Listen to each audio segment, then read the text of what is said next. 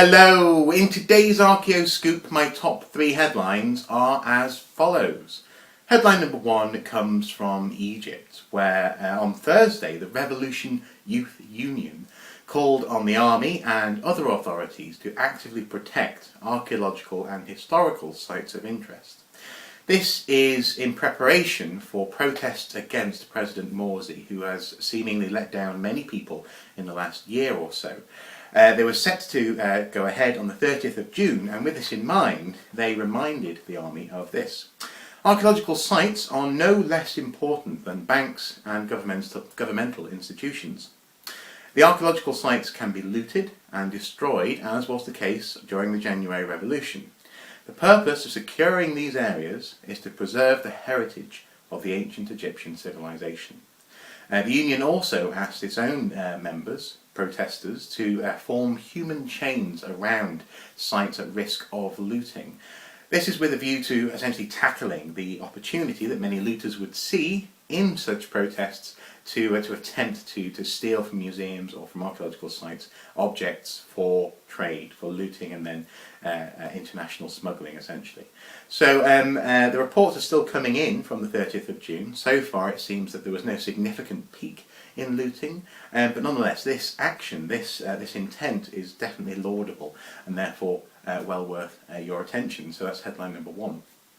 Headline number 2 comes from the car park. Yes, the car park. The car park where earlier this year it was confirmed that last year the remains of King Richard III were discovered. I'm sure you're well aware of that story. Well, this news is with regards to the archaeological team returning to the site to continue their investigations. The BBC rather dramatically says that they made a startling discovery of the body of Richard III. Well, it was startling in some ways, I suppose, but they were expecting to find bodies.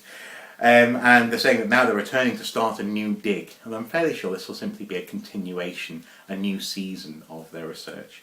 Amongst their plans for this year are to exhume a 600-year-old stone coffin thought to contain a medieval knight.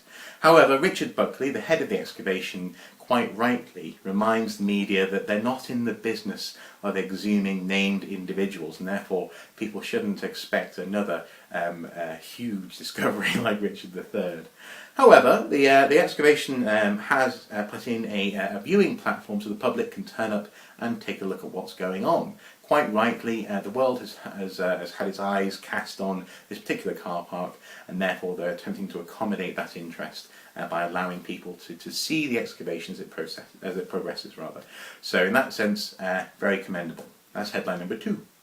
Headline number 3 comes from Lincoln Castle, where archaeologists have discovered a stone sarcophagus. Lots of stone coffins and sarcophagi around today. It's believed to date to around 900 AD, or AD 900, I suppose. It's not yet been opened. However, endoscopy, a little tube with a camera looking into the coffin, has revealed human remains and also hinted at gold. So therefore they believe that this may well be the remains of a bishop or a Saxon king. Programme manager Mary Powell said, "We think it's somebody terribly important." So that could be really quite interesting as that coffin is carefully, I presume, opened and that sort of micro-excavation takes place. So there you go, those are my top 3 headlines today. For those and all the other news stories in the past couple of days, as always, check out the video information. They're all there, listed up for your delectation and delight. Take your time and read some of those interesting articles from across the world. Until next time guys, take care. Bye bye.